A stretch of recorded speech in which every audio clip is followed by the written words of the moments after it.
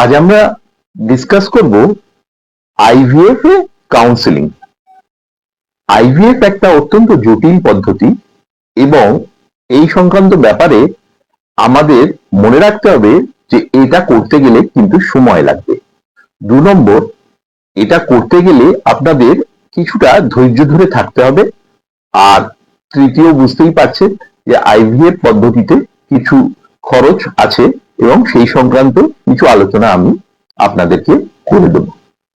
IVF করতে গেলে সাধারণত 3 থেকে 6 মাস সময় লাগে।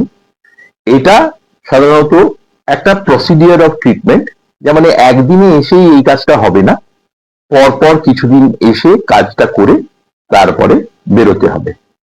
এই পরিপ্রেক্ষিতে বলি যে আইভিএফ এর যা খরচ সেটা আপনারা এককালীন জমা করতে পারেন টাকা পয়সার অ্যাঙ্গেলে, অথবা আপনারা কোনো ইএমআই স্কিমে যেতে পারেন যাতে আপনারা সহজলভ্য কিস্তিতে এই টাকা পয়সাগুলি জমা করতে পারেন।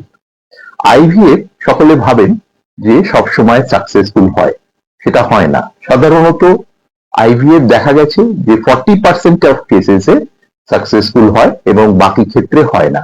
হ্যাঁ, আপনি যদি আইভিএফ 2 বার বা 3 বার করেন তাহলে সাকসেসের চান্সটা বেড়ে যায়। এছাড়া প্রত্যেকটা আইভিএফ কিন্তু খুব স্পেশাল এবং প্রত্যেককেই আমাদের ভালোভাবে দেখতে হয় যে তাদের আইভিএফ করলে সাকসেস রেটটা বাড়বে কিনা, এবং সেইটা দেখতে গেলে আমাদের সব পরীক্ষা করে দেখতে হয়। কাপলের দুজনকেই দেখতে হয় যাতে পুরুষ এবং মহিলা তাদের সব টেস্ট গুলো করে অ্যানাস্থেটিক্যালি ফিট হলে তখনই আমরা আইভিএফ এর কথা ভাববো।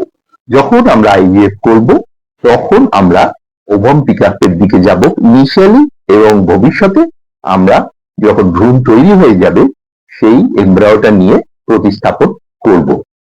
এইভাবেই করে আমরা আইভিএফ এর যত কাজ সেগুলো করে থাকি।